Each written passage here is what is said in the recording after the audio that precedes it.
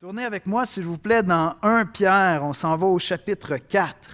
1 Pierre 4. Est-ce que vous vous êtes déjà demandé, vous êtes-vous déjà posé la question suivante?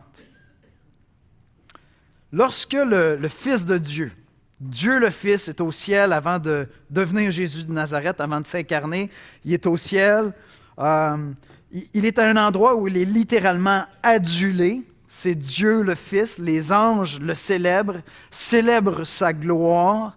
Donc, il ne souffre pas, au contraire.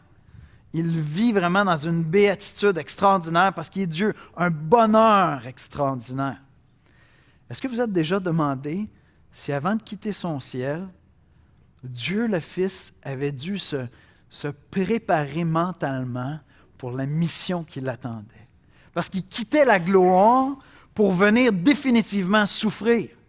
Et il allait souffrir toute sa vie, comme tous les êtres humains souffrent, mais ensuite de ça, souffrir différemment, parce que dans sa mission de faire connaître l'Évangile, faire connaître le royaume de Dieu, il allait être rejeté, puis ultimement, il allait souffrir à la croix.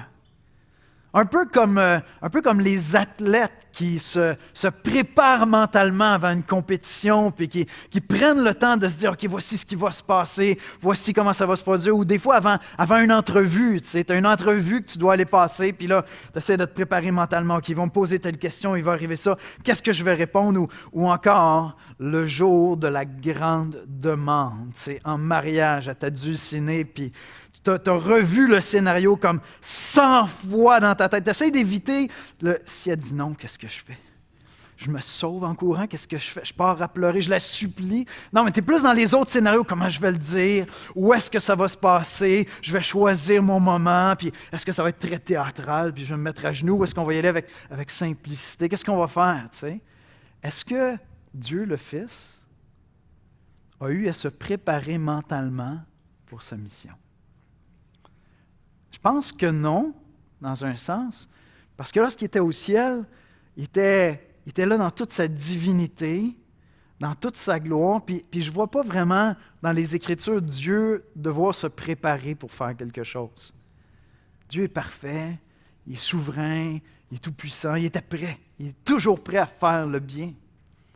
Mais en même temps, une fois qu'il s'est incarné, qui est né comme un petit bébé, puis qui a pris cette nature humaine-là qu'on a très limitée, là, définitivement, Jésus-Christ, donc Jésus de Nazareth, l'homme, a eu à se préparer pour ce qui s'en venait.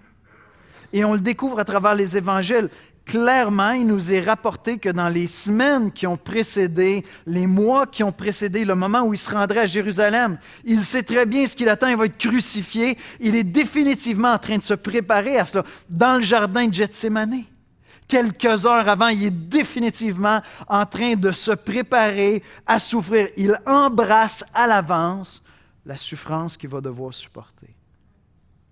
Et dans le passage qu'on voit ensemble ce matin, l'apôtre Pierre nous exhorte à adopter la même mentalité que Jésus si on veut briller pour l'Évangile dans une culture qui n'accueille pas toujours facilement l'Évangile ou le christianisme. On va prier ensemble. Le Seigneur va travailler nos cœurs. Seigneur Jésus, ce matin, on vient pour t'entendre. On veut t'entendre nous parler. Viens nous parler à travers ta parole. Cette sainte parole qui va nous être lue, qu'on va explorer ensemble, sur laquelle on va se pencher, est appelée aussi la parole de Christ. Et Seigneur, ce matin, on veut entendre ce que tu as à nous dire, parce que nous voulons apprendre à t'imiter aussi. Nous voulons adopter cette mentalité que tu avais, qui t'a permis d'accomplir fidèlement la mission qui t'avait été confiée, Seigneur. Alors viens parler à nos cœurs, viens nous instruire, viens nous enseigner, Seigneur. Et si quelques-uns parmi nous ne te connaissent pas personnellement, intimement, Jésus, viens les rencontrer ce matin et fais-leur connaître l'œuvre que tu as faite en leur faveur en mourant sur la croix. C'est dans le précieux nom de Jésus-Christ qu'on prie. Amen. On va écouter la lecture de la parole de Dieu. Le passage biblique ce matin est dans 1 Pierre, chapitre 4, versets 1 à 6, dans la nouvelle édition de Genève. 1 Pierre 4, versets 1 à 6. Ainsi donc, Christ ayant souffert dans la chair, vous aussi armez-vous de la même pensée. Car celui qui a souffert dans la chair en a fini avec le péché, afin de vivre non plus selon les convoitises des hommes, mais selon la volonté de Dieu, pendant le temps qu'il lui reste à vivre dans la chair. C'est assez, en effet, d'avoir dans le temps passé accompli la volonté des païens, en marchant dans le dérèglement, les convoitises, l'ivrognerie, les orgies et les idolâtries criminelles. Aussi trouve-t-il étrange que vous ne vous précipitiez pas avec eux dans le même débordement de débauche, et ils vous calomnient. Ils rendront compte à celui qui est prêt à juger les vivants et les morts. Car l'Évangile fut aussi annoncé aux morts, afin qu'après avoir été jugés comme les hommes dans la chair, ils vivent selon Dieu par l'Esprit. Merci, Esther.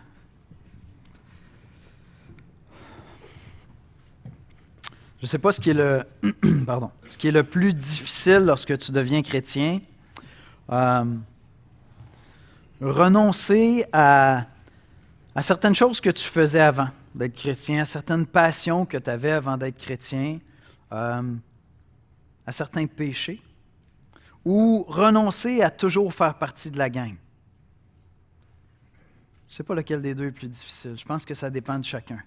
Je pense que ça dépend de chacun d'entre nous. C'est clair qu'en devenant chrétien, je reçois énormément. Quand je deviens chrétien, je reçois la paix avec Dieu. Je suis réconcilié avec Dieu. Lorsque je deviens chrétien, j'ai l'assurance que j'ai la faveur de Dieu. Tu sais, déjà, là, juste là, pour tous les renoncements que ça pourrait me coûter de devenir chrétien, c'est vraiment un bon deal de devenir chrétien.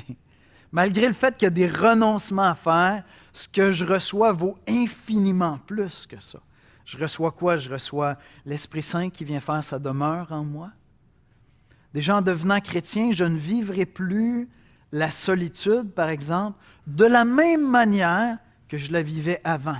Parce que je sais que Dieu est présent, même quand je ne le sens pas, même quand je ne le vois pas, même quand ce n'est pas évident, je sais dans mon cœur, par la foi, que Dieu est présent, qu'il est avec moi. Je reçois la confiance, l'assurance dans mon cœur, que ma vie ne s'arrête pas ici-bas.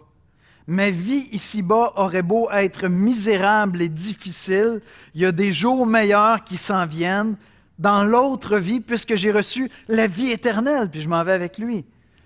Je reçois la famille de Dieu.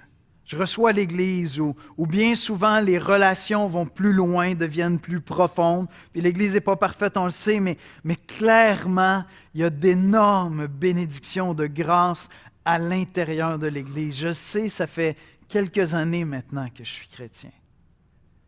Donc je sais que lorsque je deviens chrétien, je reçois infiniment plus que tout ce dont j'ai à renoncer. Mais il y a des renoncements. Il y a définitivement des renoncements. Il y a des choses vers lesquelles j'allais avant qui me semblent nourrissaient quelque chose en moi, une passion qui était très agréable, au moins pour un temps. Tu sais. J'avais des loisirs, j'avais des choses que j'aimais faire qui aujourd'hui me demandent soit d'y renoncer, soit de le faire autrement, mais parce qu'il y a quelque chose de malsain dans ça, parce qu'il y a quelque chose qui va offenser Dieu, qui est contre nature, même contre la nature humaine telle que Dieu nous a créés. Puis je vais devoir renoncer à ces choses-là. Puis j'ai appris avec le temps qu'en fait, le renoncement vaut aussi le coup parce que finalement, il y a beaucoup plus de bonheur à ne pas faire ces choses-là. Mais au départ, il y a un renoncement, c'est vrai. Puis il y a une autre dimension aussi, il y a un autre type de renoncement. C'est le renoncement à toujours comme suivre le flot pour faire partie de la gang. Juste comme me mouler au groupe puis dire « Ouais, c'est correct. Ah ouais, on va faire ça à soir. » Puis c'est pas une bière, c'est pas deux bières, c'est 6, puis c'est 8, puis on continue, puis c'est parti pour le party, tu sais. Puis je choisis en devenant chrétien que j'ai d'autres priorités que faire partie de la gang. Et dépendamment, je pense, de nos personnalités, soit le renoncement à certaines choses, certaines pratiques, certains péchés, ou le renoncement à faire partie de la gang, un des deux peut faire plus mal. Ça dépend des fois de nos personnalités. Si tu es quelqu'un d'hyper sociable, qui justement se modelait toujours pour être dans la gang, puis tu as besoin des gens, tu te nourris de ça, puis ton habitude, c'est de fondre dans le groupe. On fait ça, let's go, on fait ça. Tu es un petit peu mal à l'aise, mais on fait ça, je suis bien avec la gang. Et pour ces gens-là, il y a tout un renoncement. Hein? Lorsque tu dis, oui, mais pas à n'importe quelle condition. Je veux être avec eux, mais ça se peut que souvent je ne puisse pas être là ou pas de la même manière, puis je deviens le trouble-fête. Hein? Je deviens le casseux de party, comme on dit au Québec, parce que je suis devenu chrétien. Ce matin, on va voir ensemble, quand tu acceptes, comme Christ, de souffrir les jugements du monde, cela t'affranchit, te libère de bien des tentations pour briller pour l'Évangile. Je répète ça. Quand tu acceptes, comme Christ, comme Jésus-Christ, de souffrir les jugements du monde, cela t'affranchit ou te libère de bien des tentations pour briller pour l'Évangile de Jésus-Christ. Pierre commence au verset 1 en disant « Ainsi donc, Christ ayant souffert dans la chair, vous aussi, armez-vous de la même pensée. » Voyez-vous, la semaine dernière, on était toujours dans 1 Pierre, puis je prenais le temps de mentionner que dans les versets qui précèdent, Christ ne nous est pas donné comme un exemple à imiter. Pas dans les versets précédents. Dans les versets précédents, Christ nous est amené comme celui qui, par ses souffrances, a vaincu le péché. Par ses souffrances, a obtenu la résurrection. Par ses souffrances, a maintenant pleine autorité. Et c'est pas que moi j'ai pleine autorité, c'est que moi je vais me cacher dans sa victoire. Je trouve mon inspiration à savoir que je suis du bon côté de l'histoire. Vous vous rappelez? Parce que je connais la fin de l'histoire, je suis du bon côté de l'histoire. Je crois dans celui qui a vaincu. Maintenant, Pierre ici parle encore des souffrances de Christ et il dit maintenant, prenez-le en exemple. Venez l'imiter. Et il dit, vous aussi, armez-vous de la même pensée, car celui qui a souffert dans la chair en a fini avec le péché. La préparation mentale de Jésus. Je n'irai pas dans une vieille joke, mais c'est là que ça se passe quand même. La préparation mentale de Jésus. Dès son enfance, dans son humanité, Jésus-Christ a appréhendé. Il a anticipé, il a prévu les souffrances qui allaient venir. Non seulement il avait à souffrir comme tous les êtres humains, je veux dire, Jésus a sûrement tombé en jouant au soccer une fois, puis il s'est enfargé dans ses gougounes, puis il s'est planté une roche dans le genou, tu sais, puis il a souffert. Donc il a eu à souffrir comme tous les êtres humains, il a dû se faire tanner dans la cour d'école. Vous comprenez qu'il n'y a pas de cours d'école, puis il n'y a pas de gougoune, il n'y a pas de soccer. Mais vous comprenez, il a dû se faire taquiner par des enfants, même se faire prendre à partie, pas parce qu'on le sait bien, toi tu te prends pour le sauveur, non, c'était comme pas tout connu ça là au départ, mais juste comme tous les enfants, comme tous les êtres humains. Mais assez tôt, on voit dans les Écritures que Jésus-Christ savait qu'il était en mission et que son Père terrestre, ou celui qui l'a élevé, il y avait un Père plus grand que celui-là encore qui était son Père céleste. Et on trouve dans Luc, alors qu'à l'âge de 12 ans, il s'est rendu avec sa famille à Jérusalem. On lit dans Luc 2, 52, et Jésus croissait en sagesse, en stature et en grâce. Donc, il grandissait dans sa compréhension des choses. C'est un être humain qui grandissait. Puis il apprenait à réfléchir les choses, puis il grandissait en sagesse, en stature et en grâce devant Dieu et devant les hommes. Et puis on lit au verset 49, voici ce qu'il dit, parce que, bon, à un moment donné, les parents l'avaient perdu de vue, puis il était resté quelques jours au temple, puis eux autres voyageaient avec des amis, fait qu'ils pensaient qu'il était avec la petite famille Langlois, puis là, il dit, attends un petit peu, il n'est pas là, fait qu'ils sont allés voir les Langlois, ils sont allés voir les Tremblay, ils sont allés voir les Bélanger, puis il n'est pas avec personne, où est-ce qu'il est? Ils sont retournés à Jérusalem, ils l'ont trouvé au temple. Ils ont dit, qu'est-ce que tu fais ici? Puis là, Jésus leur répond, pourquoi me cherchez-vous? Ne savez-vous pas qu'il faut que je m'occupe des affaires de mon Père? Réponse classique pour un jeune de 12 ans, hein? Pourquoi me cherchez-vous? Ne savez-vous pas qu'il faut que je m'occupe des affaires de mon Père? Mais donc Jésus, très jeune, avait conscience qu'il était en mission. Et il était en train de considérer cette mission-là. Il y avait définitivement une préparation chez Christ. On lit dans la lettre aux Hébreux, en Hébreux 5, versets 7 à 9, parlant de Jésus, l'auteur dit, c'est lui qui, dans les jours de sa chair, donc lorsqu'il était incarné, lorsqu'il était un être humain,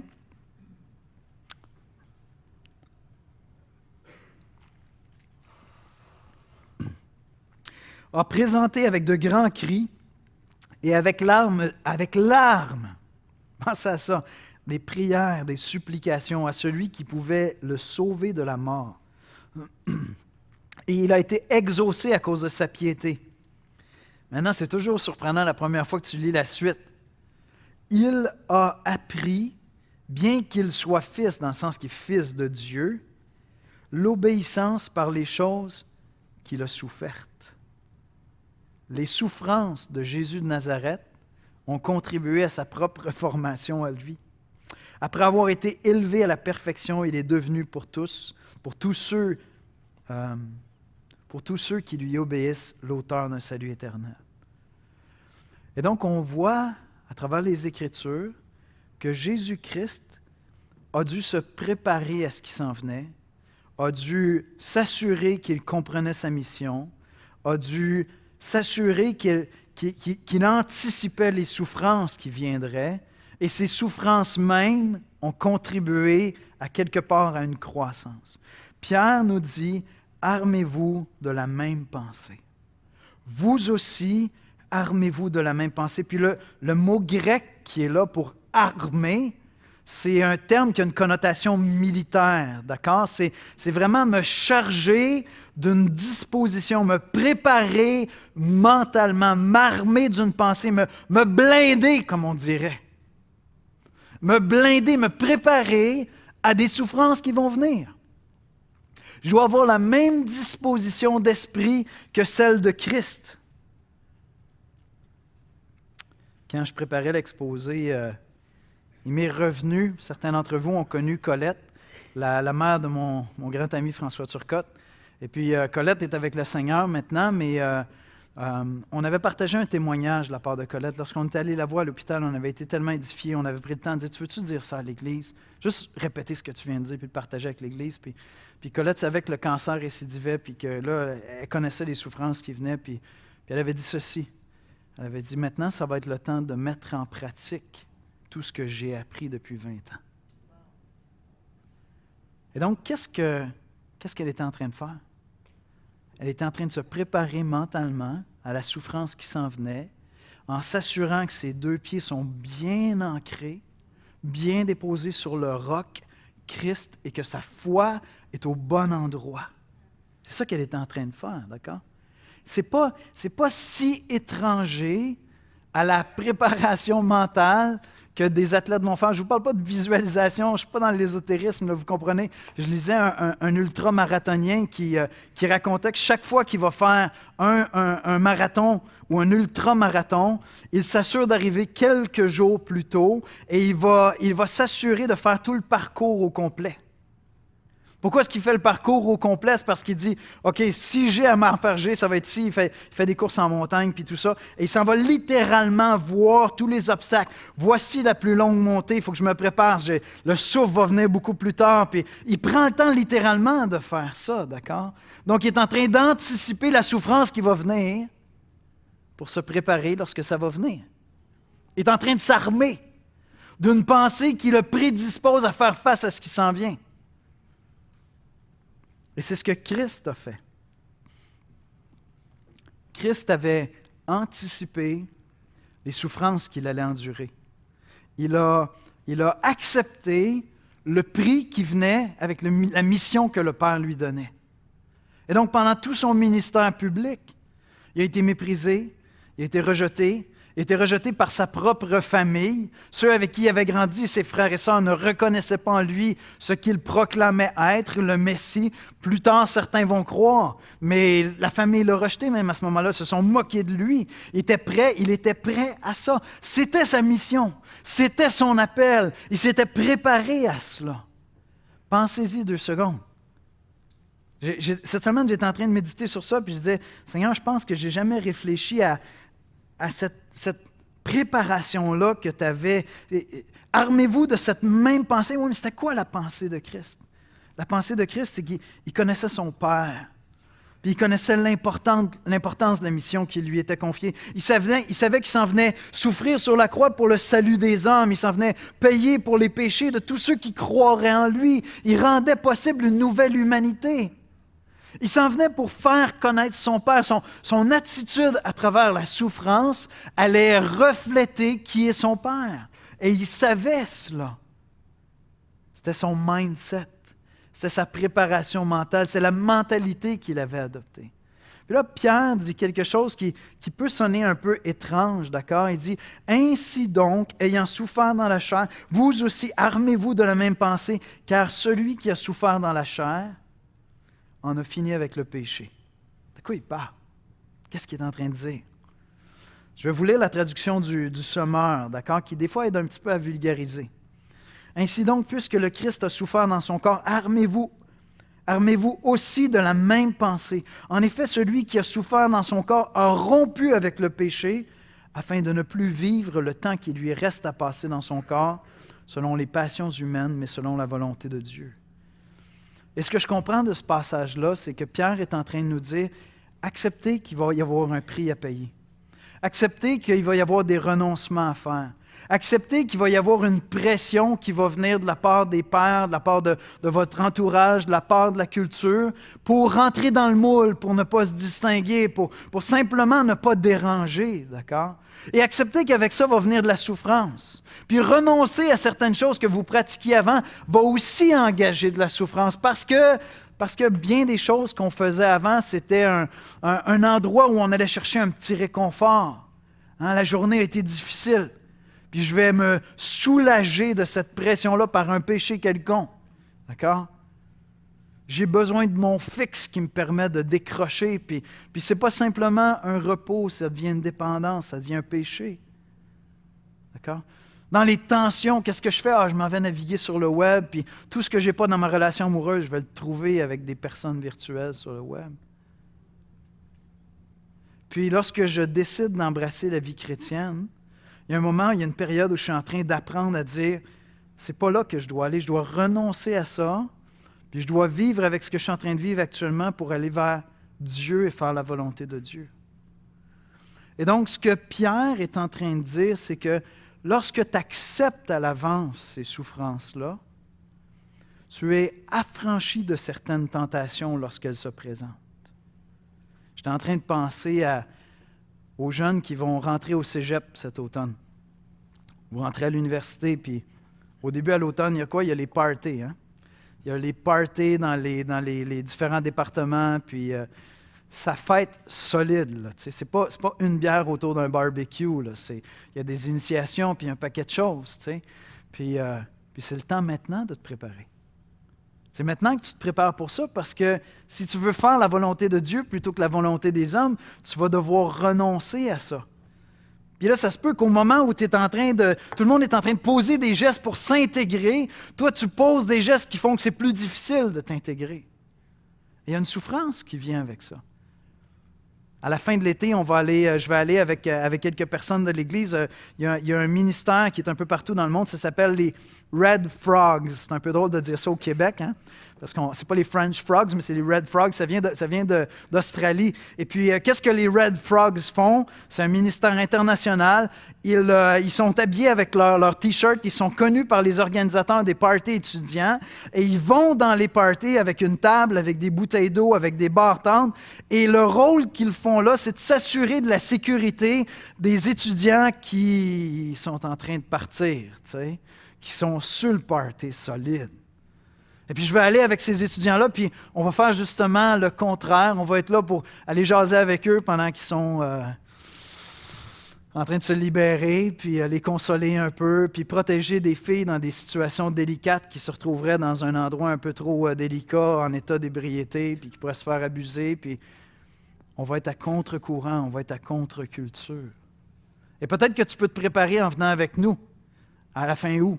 Tu vas être prêt pour tes parties à toi, pour faire ça autrement, ou décider si vraiment tu veux aller là. Mais voyez-vous, il y a une préparation parce qu'il y a une souffrance qui vient avec ça, parce qu'il y a des renoncements qui viennent avec. Et ici Pierre n'est pas en train de dire « vous devez renoncer ». Non, ça, il le dit plus tôt dans sa lettre. Il dit vous n'êtes plus appelés à vivre comme vous viviez autrement, selon les principes qu'on vous avait enseignés. Vous êtes appelés à la sainteté comme votre Père céleste est saint. Maintenant, il prend pour acquis que les chrétiens sont en train de faire ça, puis il dit, vous savez quoi? Si vous êtes fidèles là-dedans, il va y avoir des souffrances qui vont venir avec ça. Il va y avoir des souffrances. Et il vaut mieux t'y préparer.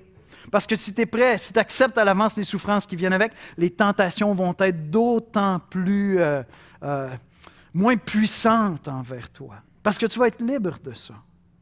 Tu sais que la souffrance vient avec, tu sais que le rejet vient avec. Et tu l'acceptes, puis tu vis avec ça, puis tu vas être libre de ça. Il y a donc une préparation à faire parce que tes choix ne seront pas toujours compris. Et c'est souvent le cas. Que le fait de devenir chrétien trouble les gens autour de nous. Pierre dit, vous êtes troublants. Vous êtes choquants. Voici ce qu'il dit au verset 3. C'est assez en effet d'avoir, par le temps passé, accompli la volonté des païens, c'est-à-dire des non-chrétiens, en marchant dans le dérèglement, la convoitise, l'ivrognerie, les orgies, les idolâtries. C'est assez de l'avoir fait. Maintenant, vous n'êtes pas appelés à ça. Et il dit, ceux qui vous entourent vont peut-être être choqués par ce que vous êtes en train de faire. Ils vont peut-être être surpris.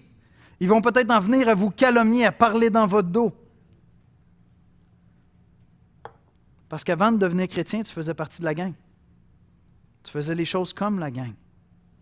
Puis c'est pas la fin de l'histoire, tout ça, parce que quand ça fait un bout de temps que tu es chrétien, il y a des relations que tu parviens à garder avec des gens qui étaient des amis avant que tu deviennes chrétien. Puis à un moment donné, ils réalisent que, OK, tu n'es pas juste plate, tu es quand même capable d'avoir du plaisir, puis c'est juste que c'est peut-être un petit peu plus sain ton affaire, puis tu peux t'investir dans ces relations-là. Faites pas la même erreur que j'ai fait. Je n'ai pas été accompagné dans ma formation de disciple au début, puis quand je me suis converti, j'ai comme rompu. Je me suis dit, non, moi, je ne peux pas garder contact. Faites pas ça de grâce, de grâce. Allez demander des conseils à un chrétien plus mature, puis dites, comment je fais pour naviguer là-dedans? Je ne veux pas abandonner ces gens-là, je les aime tendrement. Mais je n'étais pas accompagné, donc la seule chose que j'ai pensé à faire, c'est que je ne peux plus vivre ce style de vie-là. Fait que je me suis sauvé. C'est tellement triste, c'est tellement triste. J'avais des amitiés tellement riches, tu sais, mais en même temps, on faisait des choses ensemble que je ne pouvais plus faire maintenant. Par conviction, je n'étais plus bien avec ce qu'on faisait, certaines choses qu'on faisait, mais il y a tellement d'autres choses qu'on aurait pu continuer à faire ensemble. Et Pierre nous dit, bien, ça se peut que vous les surpreniez avec ça. Ça se peut qu'ils soient même choqués de ça. Puis dans notre culture, ça se peut que ce soit justement des parties, des fêtes, des conversations sur les relations amoureuses, des conversations sur qu'est-ce que tu fais, tu tombes enceinte, tu fais quoi avec ton enfant? Quoi? Non, tu es malade, tu ne vas pas le garder parce que ça peut devenir assez sérieux. Mais imaginons qu'on est dans une autre culture, puis plusieurs d'entre vous venez d'une autre culture où, par exemple, peut-être que vous venez d'une culture où ça fait partie de la culture et de la religion de la culture de rendre hommage aux ancêtres en priant les ancêtres. Je veux dire, il y a quelque chose de très honorable à rendre hommage à tes ancêtres, n'est-ce pas? Je veux honorer mes grands-parents, je veux honorer leur mémoire.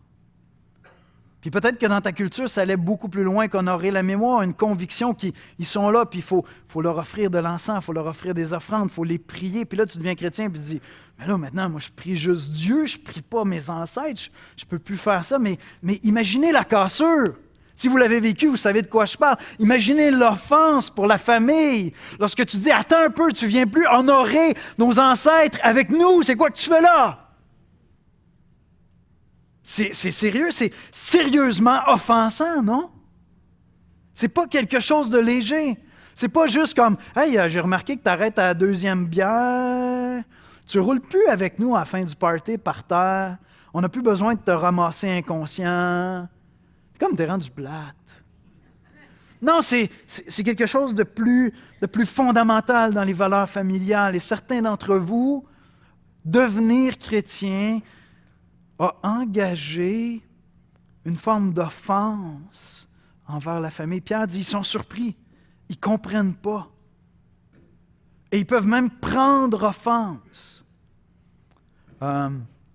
J'ai une citation à vous partager de Tom Schreiner, un docteur de la parole, puis il parle de la réalité des conversions des gens qui devenaient chrétiens à l'époque de Pierre. Puis voici ce qu'il dit au 1er siècle. Dans un monde polythéiste où on adore plusieurs dieux, chaque personne adorait plusieurs dieux. Peu de gens se souciaient si les chrétiens voulaient adorer Jésus. Dans le sens, un de plus, tu sais, why not? Cependant, si les apôtres osaient affirmer que les autres religions étaient idolâtres, incompatibles avec la véritable foi chrétienne, cela était très offensant au sein des sociétés. Puis il fait le lien avec notre culture, avec notre époque. À notre époque de pluralité, de mondialisation, le pluralisme multiculturel crée une vision du monde semblable à celle du polythéisme que Pierre a confronté. Toute spiritualité semble acceptable, sauf celle qui déclare que seul l'Évangile de Jésus-Christ est valable. Et donc, le fait d'affirmer que Jésus-Christ est le chemin, le seul chemin. Mais tu es bien intransigeant, tu es bien prétentieux avec ton Jésus. Je veux dire, tu peux me parler de lui jusqu'à temps que tu me dises c'est juste lui. Oui, mais il y a juste lui qui est mort sur la croix. Puis ça, tu penses-tu que le reste de la planète Terre, c'est une gang de cabochons qui n'ont pas de bon sens? On peut-tu prendre le temps de prendre un café pour que je réponde à cette question-là? C'est plus compliqué que ça, la réponse. Tu vois déjà l'offense qui est en train de se préparer. Et donc, si tu n'es pas prêt à faire face à ça, quand au bureau, tu vas anticiper que de t'afficher comme chrétien va faire qu'on va commencer à parler dans ton dos, mais ça se peut que tu décides de ne pas assumer cette souffrance-là. Si tu n'as pas anticipé que ça se pouvait que tu sois rejeté, peut-être que tu vas décider de ne pas t'afficher. Maintenant, à travers les années, je suis en relation avec suffisamment de chrétiens un peu partout dans le monde pour pouvoir affirmer ce que plusieurs d'entre vous qui venez d'autres pays connaissez. Les chrétiens ont un zèle différent là où le christianisme est franchement intoléré, non toléré. Les chrétiens ont un zèle différent lorsque le prix à payer pour devenir chrétien est beaucoup plus franc, beaucoup plus direct, beaucoup plus sévère. Et il y a un véritable piège pour nous dans le fait qu'il y a un prix à payer, mais ça ne veut pas dire que je vais être déshérité si je deviens chrétien. Il va me rayer du testament, il va me mettre à la porte de la maison, peut-être mettre un contrat sur ma tête. Je ne pense pas, on n'est pas généralement, en tout cas, venez nous en parler si vous vivez ça, on va prier avec vous. Ici au Québec, peut-être dans votre pays, vous avez vécu ça. Et il y a un piège pour nous parce que c'est plus pernicieux.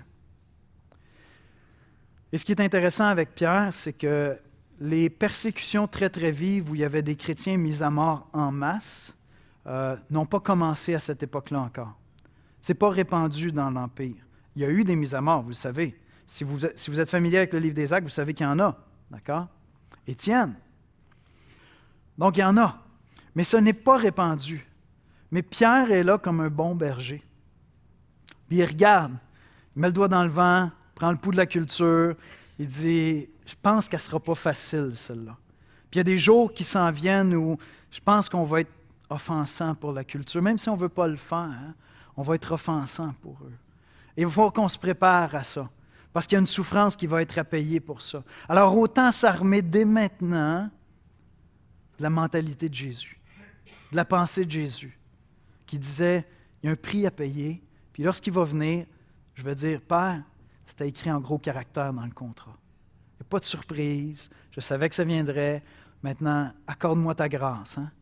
Ce qu'on voit lorsqu'on étudie l'évangile de Luc, c'est que c'est par la puissance de l'Esprit Saint que Jésus-Christ marchait dans la volonté de Dieu. C'est vraiment impressionnant. La première fois que tu vois ça dans l'Évangile de Luc, c'est fascinant. Tu te dis, OK, attends un peu, c'était Jésus. Oui, mais c'est par l'Esprit. Ça revient constamment dans l'Évangile. C'est par la puissance de l'Esprit. Fait que je peux m'armer de la même mentalité, de la même pensée. Puis lorsque les moments de souffrance viennent, je suis capable de dire, Seigneur, ce même esprit-là qui était sur Christ est en moi. Hein? Maintenant, fortifie-moi, je veux me tenir droit. J'accepte les souffrances qui viennent. Puis je vais garder ce bon témoignage-là. Dans la cour d'école, avec les amis. Pendant l'été où on se met à faire toutes sortes de choses. Au travail. Au travail, peut-être que tu es dans un domaine, dans une industrie. Chaque industrie a ses péchés propres. J'ai-tu raison de dire ça? Chaque industrie a ses petits mensonges, a ses petites fourberies, a ses exigences qui sont juste à côté, puis tu rentres là, puis tu peux te préparer déjà. Là. Va rencontrer un chrétien qui travaille dans le domaine où tu t'en vas, puis dis-y, c'est quoi les souffrances qu'il y a à vivre comme chrétien dans ce domaine-là? Il va pouvoir te préparer à ça. Il va pouvoir t'équiper pour ça. Tu vas avoir une bonne idée de ce qui s'en vient. Et enfin, Pierre termine en nous disant que les jugements sont inévitables. Mais Pierre va beaucoup plus loin. Il ne s'en tient pas seulement au jugement humain. Les jugements sont inévitables. Tous nous serons jugés par les hommes et par Dieu. Par Dieu aussi. Puis Pierre veut donner un encouragement aux chrétiens en disant, sachez, rappelez-vous qu'un jour tous les êtres humains vont être jugés par Dieu. Si les hommes vous jugent à cause de votre foi, rappelez-vous qu'un jour, tous nous comparaîtrons devant Dieu. Tous nous comparaîtrons devant Dieu. Alors il dit au verset 4, « Ainsi trouve-t-il étrange que vous ne vous précipitiez pas avec eux dans les mêmes débordements de débauche et ils vous calomnient. Ils vous jugent. Vous êtes une offense pour eux, vous êtes une provocation pour eux. Ils vous calomnient. »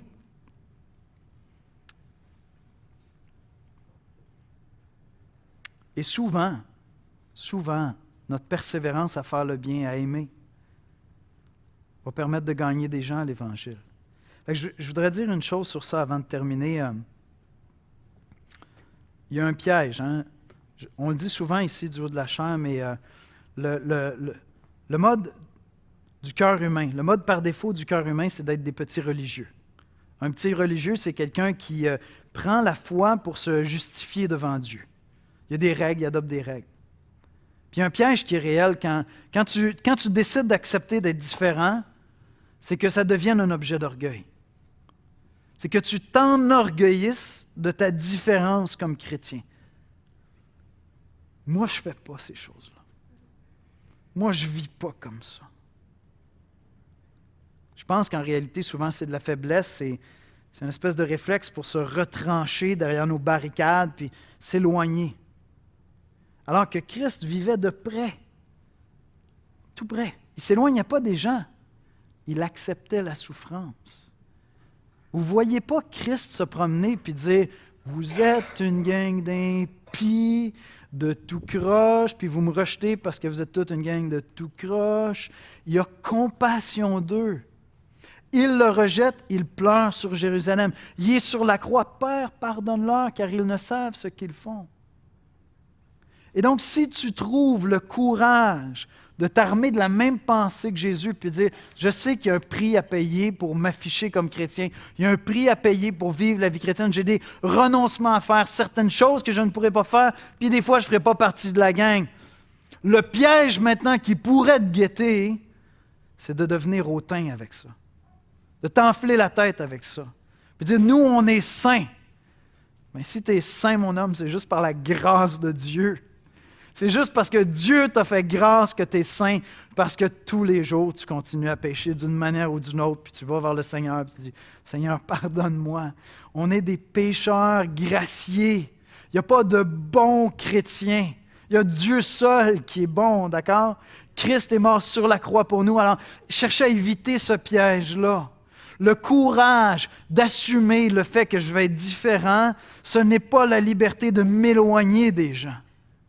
Au contraire, ça me donne le courage d'accepter que entretenir la relation avec eux, m'approcher d'eux, va faire que des fois, ils vont être touchés par mon amour, d'autres fois, ils vont être offensés par mes choix, Et bien que Pierre ne le dit pas, j'ose le dire, des fois, c'est eux autres qui vont te reprendre. Puis ils vont dire, « Il me semble que tu es incohérent, monsieur le chrétien, aujourd'hui. » Ça, c'est vraiment intéressant quand ça se produit. Belle occasion d'annoncer l'Évangile en disant, « Sais-tu quoi, tu as raison. Tu as raison, puis je te demande pardon, j'ai été un mauvais témoignage, puis Dieu me fait grâce. » Tu sais. Mais faites pas un objet d'orgueil de ça. Au contraire, par la grâce de Dieu, on devrait être les plus humbles des hommes et des femmes partout, même si on cherche à être saint, d'accord? Parce qu'on a été rendu saint par l'œuvre de Jésus-Christ seulement, et ce n'est pas un objet d'enorgueillissement ou de gloire, ça. Et rappelez-vous que Dieu va juger. Dieu va juger les hommes. Et donc, je ne veux pas prendre une distance dans mon cœur des gens de ton épouse qui n'est pas chrétienne ou de ton époux qui n'est pas chrétien ou de ton collègue ou de ton ami ou de ta petite sœur ou ton grand frère qui dit « Mais tu es malade, c'est quoi que tu es en train de faire? » puis qui commence à te juger, puis tout ça. Puis je ne veux pas m'éloigner d'eux. Un jour, ils vont se présenter devant Dieu et ils vont être jugés par Dieu. Je dois rester tout près d'eux puis accepter qu'il va y avoir ça, il va y avoir cette souffrance-là qui va être là. Parce que Pierre nous a déjà dit plus tôt dans sa lettre, ayez un bon témoignage auprès d'eux. Faites preuve de bonté afin qu'ils glorifient votre Père lorsqu'ils vont se présenter devant Dieu, afin qu'ils deviennent chrétiens avant de se présenter devant Dieu. Et je ne sais pas si vous allez vous rappeler, mais lorsqu'on était dans cette portion-là de 1 Pierre, j'ai dit, Pierre nous enseigne que dans toutes circonstances, même quand la culture nous est le plus farouchement opposée par son éthique, son style de vie, peu importe, il y a toujours moyen de trouver une manière de faire le bien qui résonne avec les gens. Des fois, c'est la douceur, des fois, c'est le fait de ne pas se défendre, de ne pas répliquer, mais de continuer à être là. Des fois, c'est juste ça. Des fois, c'est d'accepter de se faire bâcher, comme on dit, puis en même temps, après ça, dès que la personne vit quelque chose de difficile, sans aucune arrogance, dire « Écoute, tu permets-tu que je prie pour toi? Je le vois que c'est difficile, puis on n'est pas vraiment proche, mais est-ce que ce serait une offense pour toi si je priais pour toi? » Ça s'arrête là, puis tu ne sais pas ce que Dieu va faire avec ça dans la suite. Je vais inviter les musiciens à venir me rejoindre à l'avant, s'il vous plaît. Quand tu acceptes comme Christ de souffrir les jugements du monde, cela t'affranchit de bien des tentations pour briller pour l'Évangile.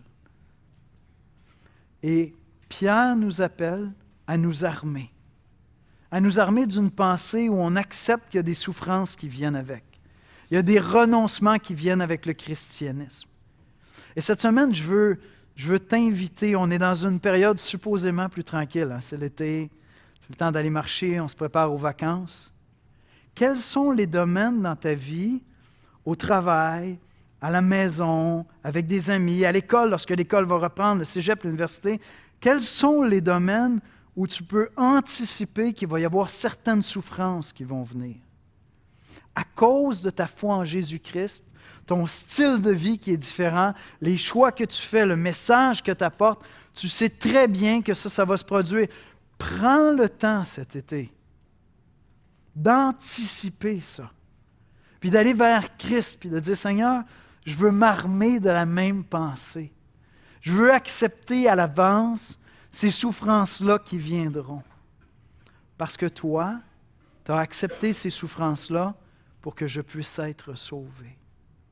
Enfin, si tu n'es pas chrétien, si tu es là et tu regardes tout ça et tu te dis, aïe, aïe, c'est quoi cette affaire-là?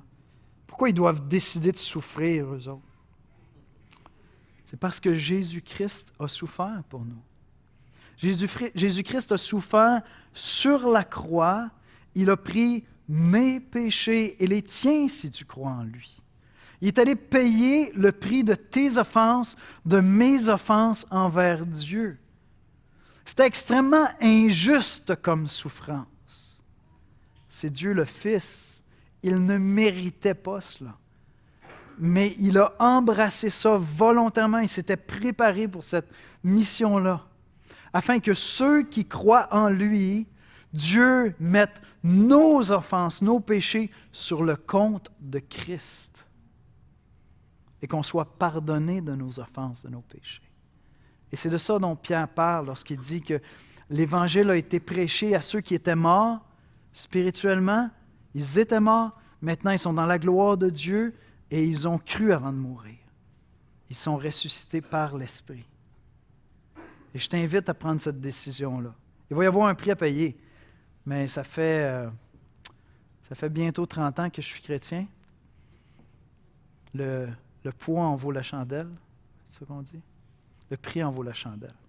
Vraiment, j'ai gagné au change en devenant chrétien. On va prier ensemble. Seigneur Jésus, on veut ce matin te célébrer, on veut t'adorer parce que tu as vaincu la mort, tu as vaincu le péché. Tu as persévéré, tu t'étais préparé à ces souffrances qui venaient, Seigneur. Tu les as acceptées volontairement, librement, de ton propre chef. Tu as embrassé cette souffrance jusqu'à la croix. Et les Écritures nous disent que tu as été fait pécher à notre place, Seigneur. Et à travers tout cela, lorsqu'on lit les Évangiles, lorsqu'on regarde ton attitude, c'est tellement beau de te voir, te confier dans ton Père. Puis même dans les moments où tu es prêt de défaillir, où tu souffres dans le jardin de Gethsémani, puis tu dis, Père, s'il est possible que cette coupe s'éloigne de moi. Mais tu t'étais préparé, puis tu as dit, non pas ma volonté, parce que là, je vois la souffrance qui s'en vient, mais ta volonté, Seigneur. Et Seigneur, c'est ça que nous désirons. Nous désirons vivre selon la volonté de notre Père. Trop longtemps, avant de te connaître, nous avons vécu selon les passions des hommes, selon la volonté des hommes, Seigneur. On était dans l'ignorance, on ne connaissait pas tes voies, mais tu t'es fait connaître à nous. Tu nous as fait connaître Christ, Seigneur. Et nous voulons briller pour ta gloire auprès des gens autour de nous qui peut-être ne comprennent pas, peut-être rejettent, peut-être nous calomnient, parlent dans notre dos, peut-être nous méprisent. Mais Seigneur, on était de leur nombre, puis on lutte encore si souvent avec le péché, Seigneur. On ne veut pas les mépriser, on ne veut pas les rejeter, on ne veut pas être hautain, Seigneur, on veut être humble, puis s'approcher d'eux, acceptant qu'il va y avoir une part de souffrance qui va venir avec ça, Seigneur. Parce qu'on veut leur faire connaître Jésus-Christ avant qu'il se présente devant toi, Dieu Tout-Puissant. C'est dans son précieux nom que nous te prions. Amen. Amen.